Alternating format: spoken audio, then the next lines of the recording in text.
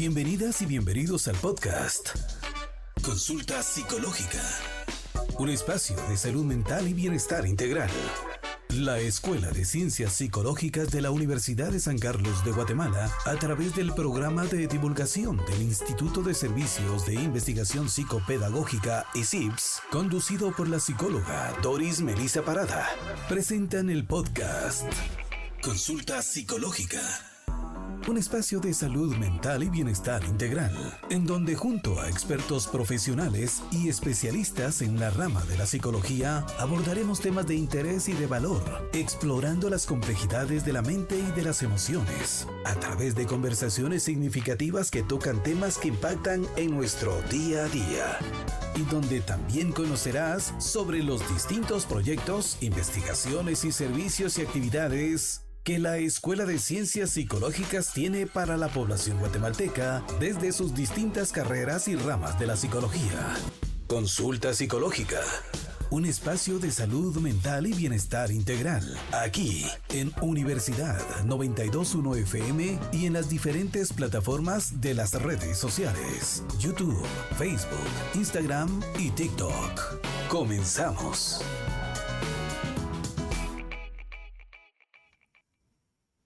Hola, bienvenidas y bienvenidos a el podcast Consulta Psicológica. En esta ocasión hablaremos sobre masculinidades y para eso tenemos al experto.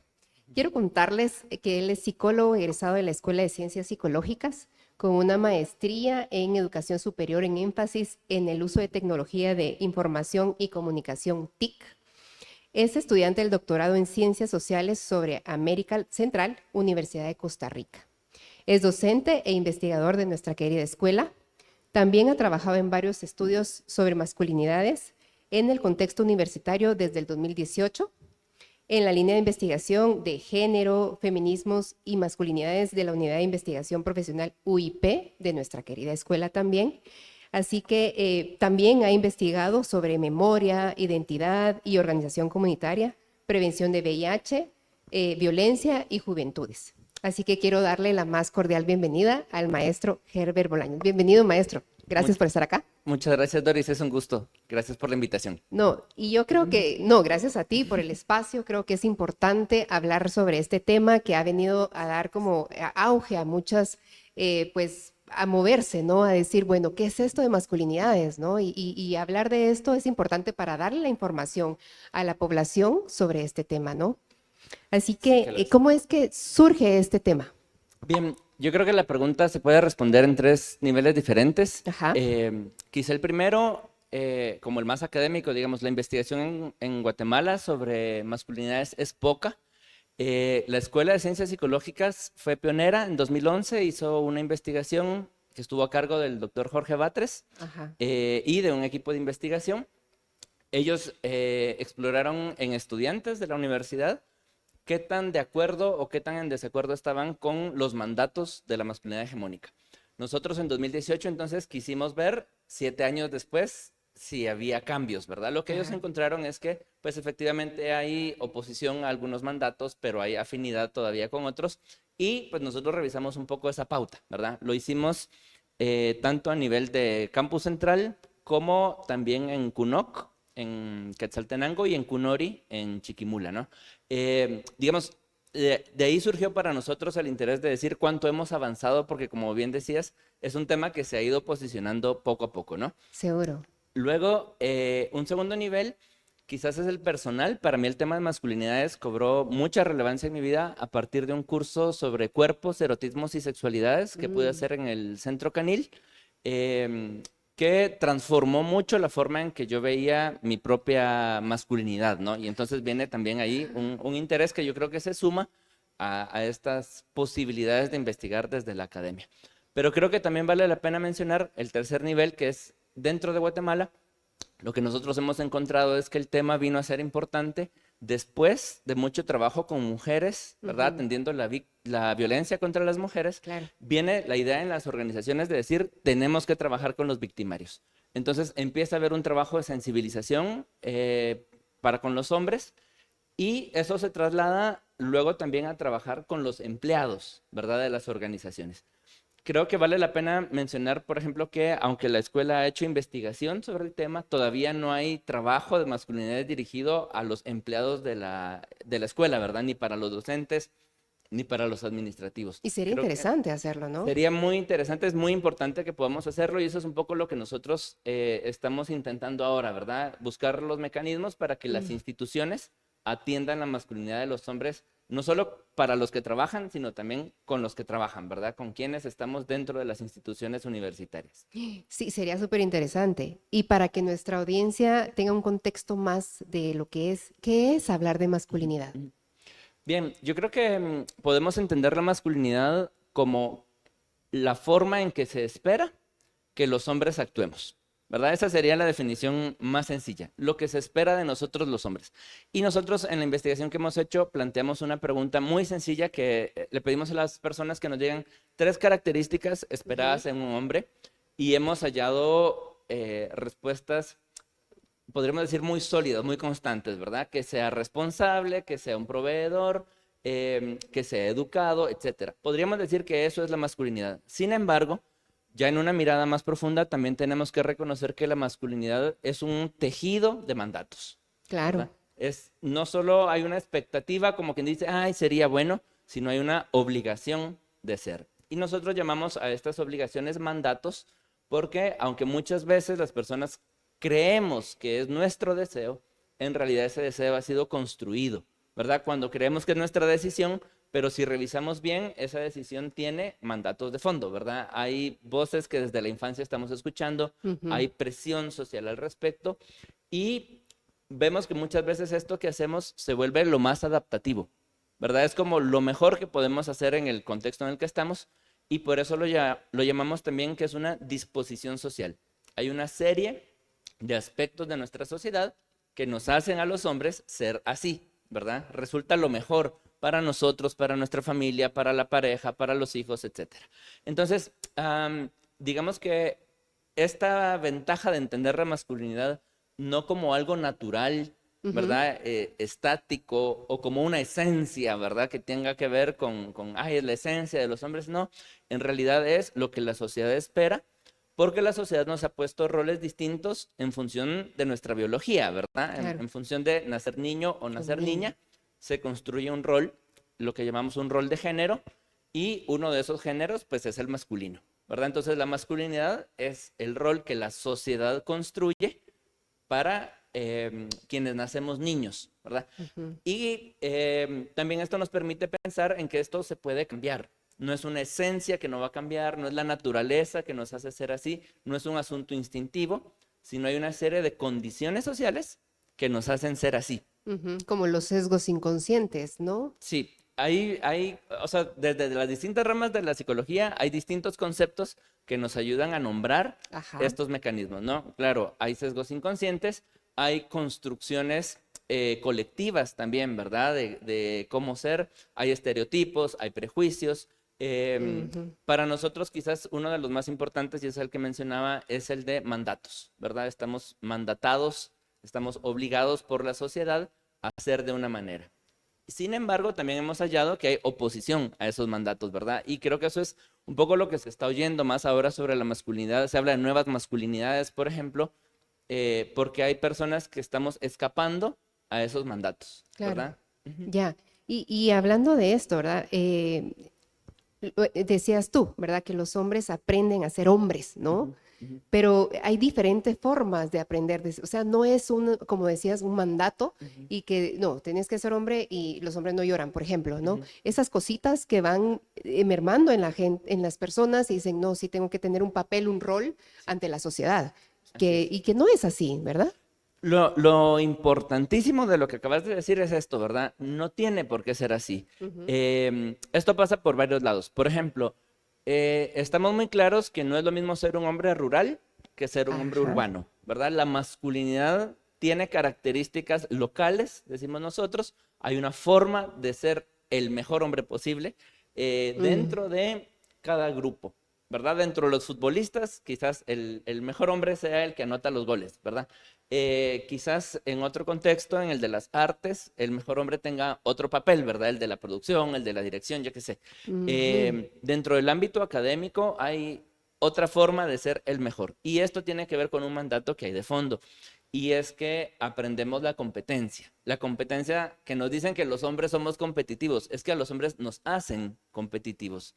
Entonces estamos siempre en la búsqueda de esta mejor forma. Y lo que hemos visto nosotros es que, aunque tiene expresiones locales, de fondo hay un mismo mandato, ser el mejor, ¿verdad? Y ese ser el mejor, lo que le da a los hombres es poder, ¿verdad? Si yo soy el mejor proveedor, entonces puedo presumir quizás de una mejor familia, lo pongo entre comillas porque es muy difícil decir eso, ¿verdad? Ajá. Una mejor posición económica, etcétera, ¿no? Y en la medida en que tenemos ese poder, imponemos la voluntad sobre otras personas. Nosotros llamamos a esa imposición dominación. Lo que los hombres aprendemos, la esencia, si queremos decirlo así, de la masculinidad hoy en nuestra sociedad, es el impulso de dominación, ¿verdad? Es el querer imponer nuestra voluntad. Por eso, muchísimas de las relaciones con hombres son violentas, ¿verdad? Incluso entre hombres, la relación con los hijos muchas veces es... Y esto tiene una legitimización social bien peligrosa, ¿verdad? Cuando venga tu papá... que te pegue él, ajá. Claro, porque entonces ahí hay alguien dándole más poder al hombre, al papá, ¿verdad? Que a cualquier otra persona en la familia.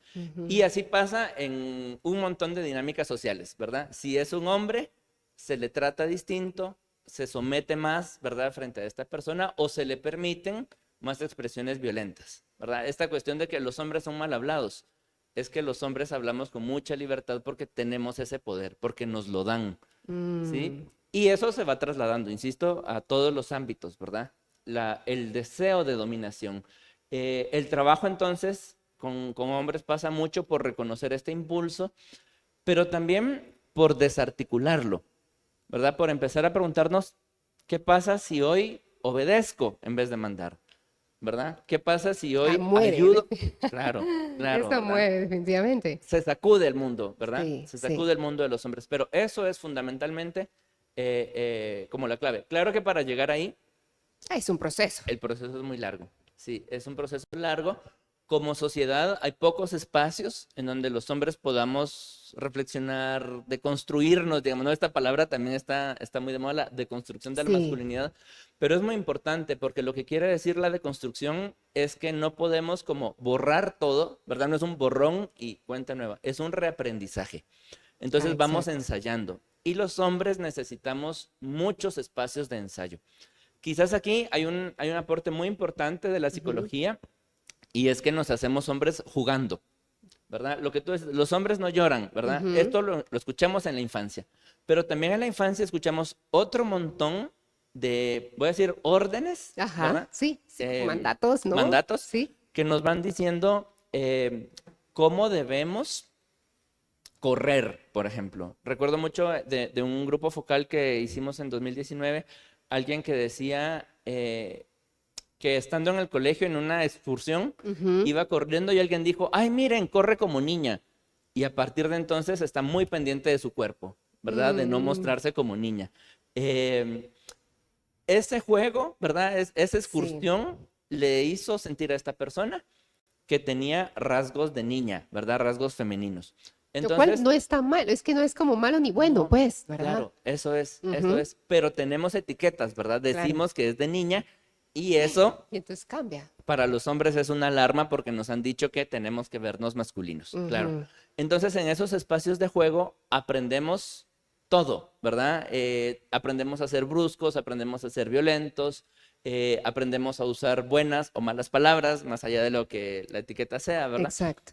Y de adultos ya no jugamos, ¿verdad? O jugamos estos juegos que repiten el mismo rol. Entonces, los espacios de deconstrucción necesitan también ser espacios de ensayo, espacios de juego, en donde los hombres podamos ensayar otras formas de ser nosotros mismos, otras formas de hablar con las personas, como si pudiéramos pensar en un juego de roles, ¿verdad? ¿Qué haríamos en esta situación, al estar otra vez en esa situación? ¿Qué haríamos distinto? ¿Cómo cambiaríamos? Y eso necesita mucha confianza y mucha vulnerabilidad, porque vamos a cometer muchos errores Claro. en ese intento de ser hombres de una forma diferente, ¿no? Creo que los espacios que se construyan no necesitan un montón de conceptos. Necesitan algunos claves, ¿verdad? Como estos que decíamos. Entender que la masculinidad es una construcción. Entender que hay cosas que son mandatos, ¿verdad? Que no es un deseo auténtico mío. Entender que hay un impulso por dominar. Claro. Y con esos conceptos podríamos empezar a jugar A escenas. modificar, ¿no? Sí. Algunas conductas que tenemos, ¿no? Sí, ¿y cuáles en estábamos hablando de las cargas y los mandatos y que lo que nos impone la sociedad, ¿no? Pero a todo esto, ¿qué acciones, cómo podemos venir y accionar desde nuestros espacios estas acciones de mejor manera para responder mejor? Pero antes que eso, cuando hablamos de masculinidades, la hegemónica, ¿qué nos referimos a esto? La masculinidad hegemónica es quizás el concepto que mejor ha explicado la masculinidad en los últimos años. Es un concepto de 1994. Y lo que propone es que hay unas relaciones de poder Ujú. en las que los hombres solemos reproducir roles.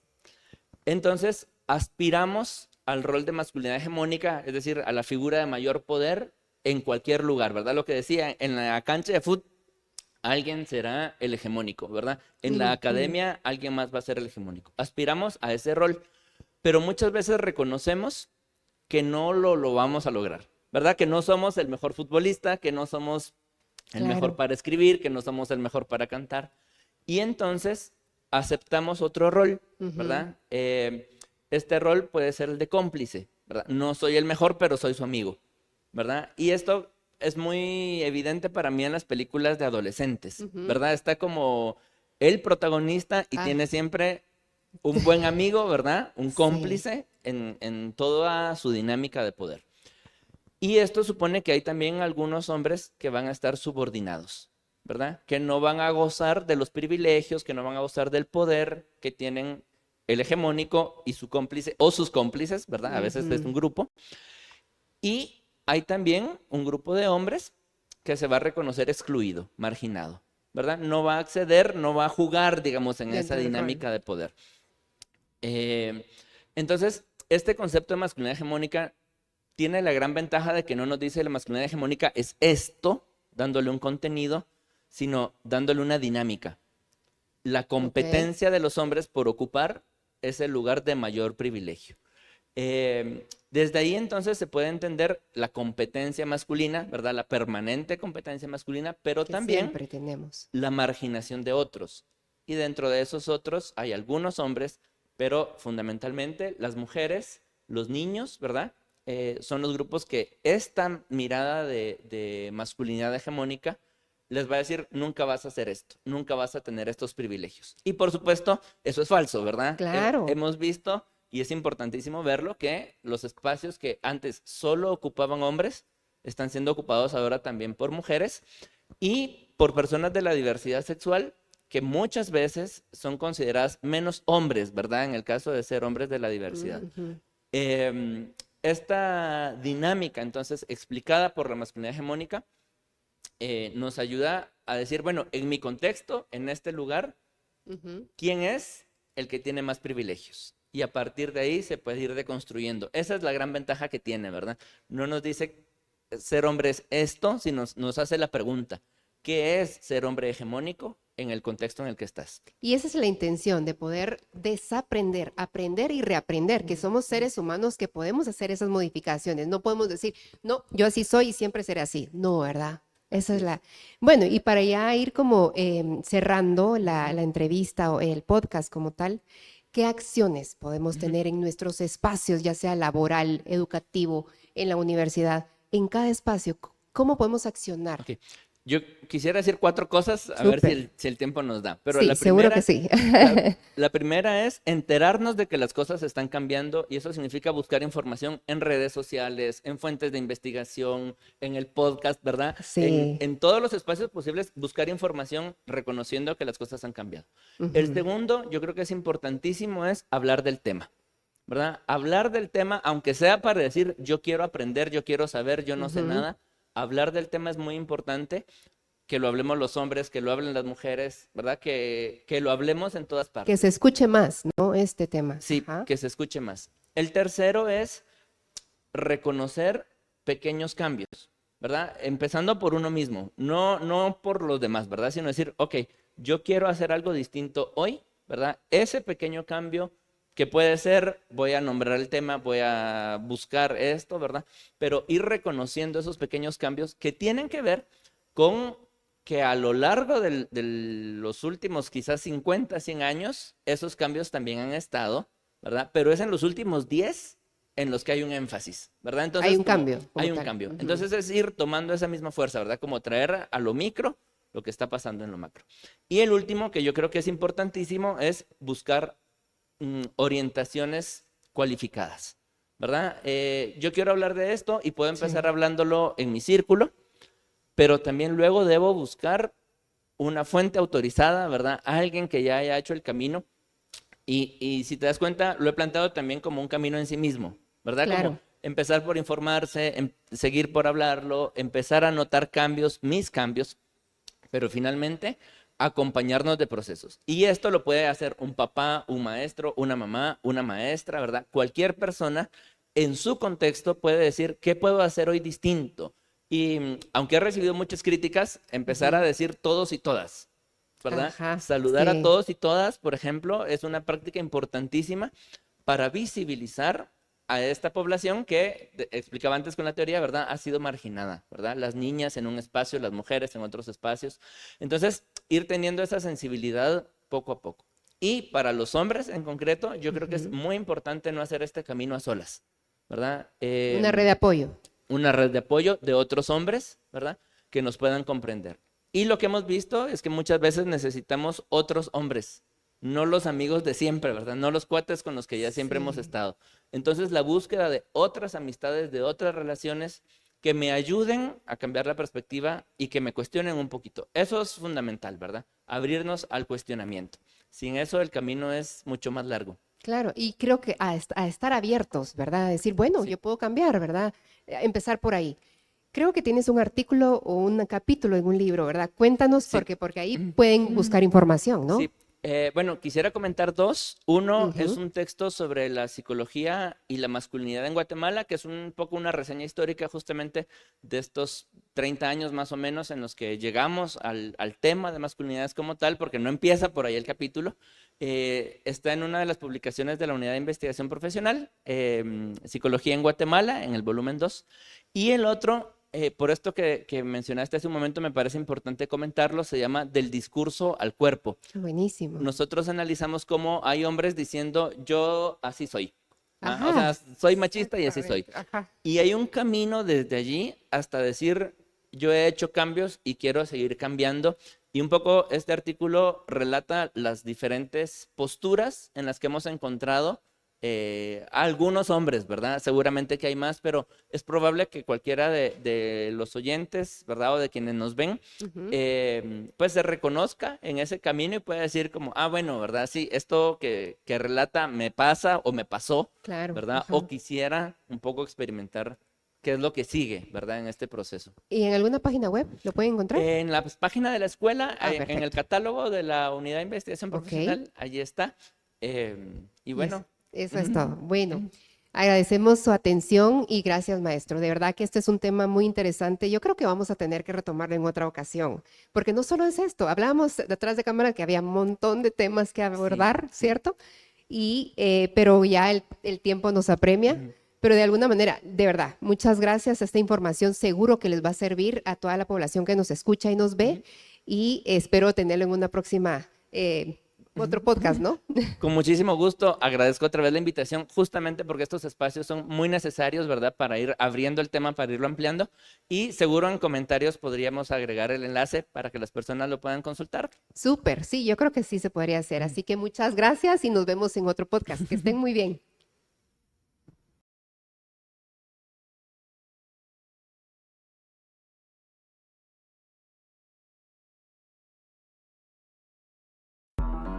Así llegamos al final de otro episodio de Consulta Psicológica, un espacio de salud mental y bienestar integral. Y recuerden que la salud mental es un viaje continuo. En Consulta Psicológica le daremos información valiosa con herramientas prácticas que puedan ayudarle a alcanzar un estado de bienestar integral. Nos encontraremos en una próxima Consulta Psicológica con la maestra Doris Melissa Parada. Un programa de la Escuela de Ciencias Psicológicas de la Universidad de San Carlos de Guatemala a través del programa de divulgación del Instituto de Servicios de Investigación Psicopedagógica ICIPS por Universidad 921 FM, conectados con la realidad. Búscanos en las diferentes plataformas de redes sociales, YouTube, Facebook, Instagram y TikTok como PsicoUSAC. Hasta pronto.